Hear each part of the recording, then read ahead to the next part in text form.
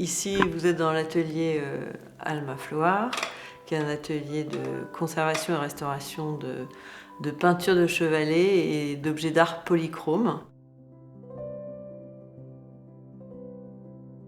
Donc, je m'appelle Hélène de Ségogne. J'ai une formation, j'ai un master en conservation et restauration de biens culturels, en option peinture de chevalet, et donc je suis restauratrice du patrimoine, habilitée musée et institutions publiques. Et moi, je m'appelle Maëlys de 16. Je suis diplômée depuis 4 ans en restauration-conservation. J'ai avant cela fait une bilicence, histoire de l'art et espagnol à la fac. Et ensuite, j'ai repris des études pour devenir conservatrice-restauratrice.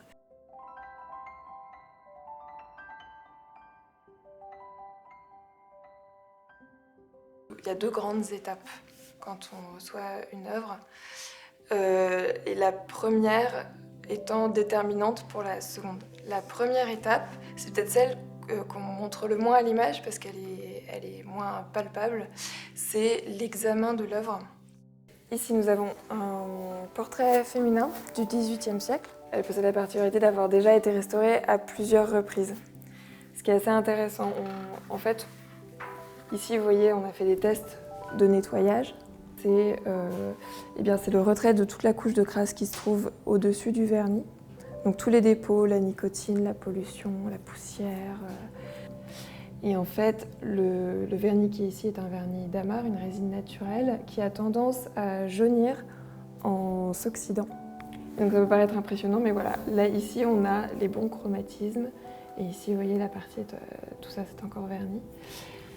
On voit également sur ce tableau, là on les voit déjà à l'œil nu, ici des anciennes retouches qu'on peut qualifier de repeints. Les repeints, c'est quand c'est un petit peu débordant par rapport aux lacunes. On les voit ici parce qu'avec le temps, les chromatismes se sont altérés. Et aujourd'hui, ça crée des taches qui perturbent la lisibilité de l'œuvre. Ça, ce sont des choses qu'on va être amené à retirer pour redonner une bonne lisibilité. Donc voilà, je vais vous la montrer sous UV. Alors là, on voit déjà toutes les petites taches là. Voilà, ici sous ultraviolet, on voit bien la fluorescence du vernis, qui est une fluorescence un petit peu verte. Les parties non vernies n'ont pas cette fluorescence. On a les repeints qui apparaissent un petit peu plus foncés. Voilà, donc là, il y a au moins une campagne, si ce n'est 2, de restauration avant notre intervention déjà. Et donc en fait, c'est intéressant dans notre protocole d'intervention déjà de connaître toute cette histoire matérielle, de l'intégrer pour pouvoir adapter notre protocole. Quelque chose qu'on voit bien là, c'est assez impressionnant, mais en fait tout le fond a été repeint. La couleur originelle du fond, c'est celle-ci. À une deuxième époque, elle a été peinte en bleu canard. Et ensuite, ça a été repeint en ce qu'on voit là, c'est un petit peu kaki. Voilà. Donc il y a plusieurs couches de peinture qui se superposent. Et donc là, en accord avec le responsable de l'œuvre, on a décidé de revenir à l'état original. Donc on fait vraiment une restauration fondamentale parce que quelquefois, on peut être amené à conserver des repeints. Les repeints ne sont pas nécessairement à retirer. Quelquefois, il est intéressant de les conserver, soit parce qu'ils apportent quelque chose esthétiquement ou parce qu'ils apportent quelque chose d'un point de vue historique aussi. Quand on allège un vernis, on fait toujours des tests au préalable pour un mélange de solvants qui va agir de manière sélective. C'est-à-dire qu'on va prendre en considération le matériau à retirer. Là, ici, ça va être le vernis jauni et les repeints. On prend en considération les matériaux à retirer, mais aussi la sensibilité de la couche picturale à préserver.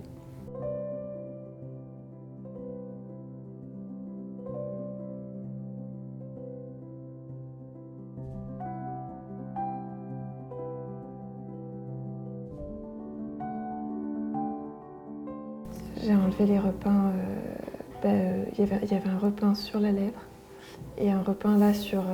c'est une ancienne restauration parce qu'a priori, là, il y avait des lacunes sur tout le visage, elle était balafrée. Et là, on redécouvre complètement le dessin de la lèvre et le côté velouté du début de la lèvre inférieure.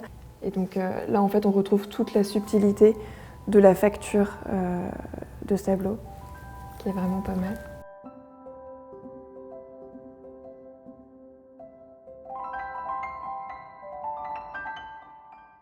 Ce tableau représente le roi Salomon sacrifiant aux idoles. C'est un tableau du XVIIe. Il a fallu vraiment attaquer le mur pour pouvoir décoller la peinture du mur. Une fois que ça a été démonté, on a procédé au dérentoilage parce que la toile était rentoilée. On l'a dérentoilée et ensuite re-rentoilée pour le consolider parce que le support était trop fragile.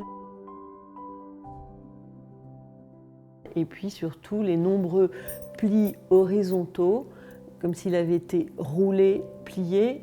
Et donc le point central de la pliure était ici. Et sur le mur, ça ne se voyait pas parce qu'en fait, ici, c'était une incrustation de papier qui a été repeint et qui recomposait la figure du roi Salomon. Donc on est en présence d'un tableau qui est très abîmé, très lacunaire. Ce qui était intéressant, c'est qu'on a découvert un autre fond. Le fond qui était présenté la première fois, c'était un ciel bleu avec des énormes nuages très empâtés qui ne correspondaient pas du tout à la touche du peintre du XVIIe. Et ça donne une composition complètement différente dans la gamme chromatique. La retouche, c'est la retouche, c'est là donc une des phases ultimes de la restauration esthétique du tableau. Donc on retouche toujours sur des fonds qui ont été, lorsqu'il y a des lacunes, elles ont été comblées par un mastic. Et ce mastic a été structuré de façon à ce qu'on ait le même effet de matière et de relief que l'original. Un des principes de déontologie de notre métier, c'est que toute action que l'on va faire sur le tableau doit pouvoir être retirée dans 1 an, 2 ans, voire plus, 10 ans, 100 ans par nos successeurs s'il y a besoin de les restaurer. Donc ce vernis permet de protéger la couche d'origine de la restauration, du matériau de restauration que l'on va poser sur la peinture. Pour les différents matériaux de restauration, on peut utiliser du pigment mélangé avec des vernis, on peut utiliser de la gouache, on peut utiliser de l'aquarelle, on peut utiliser des matériaux tout préparés comme ceux-là qui sont des couleurs de marque Gamblin. L'important est qu'il y ait une compatibilité avec la surface et puis surtout le rendu esthétique que l'on veut donner. Donc là, ici, je suis en train de restaurer cette partie-là. C'est-à-dire que là, j'ai déjà fait le fond violet et là maintenant, je viens terminer par un glacis blanc légèrement jaune teinté pour redonner le même aspect.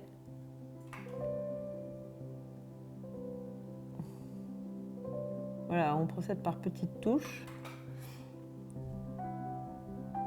pour avoir l'effet de transparence tel qu'on peut l'avoir avec la peinture à l'huile.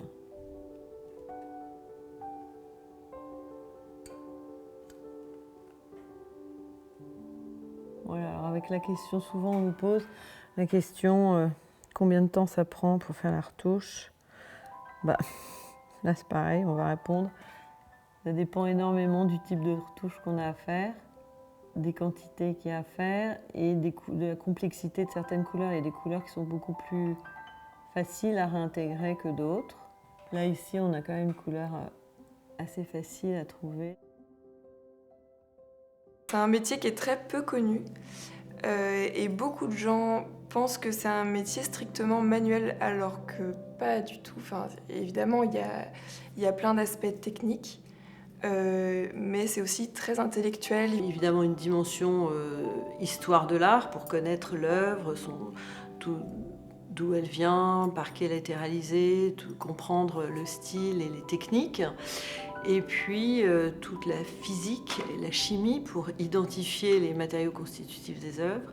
Et puis bien sûr, la quatrième dimension, c'est dans notre métier, c'est au-delà de toutes ces connaissances scientifiques, c'est le savoir-faire et l'habileté.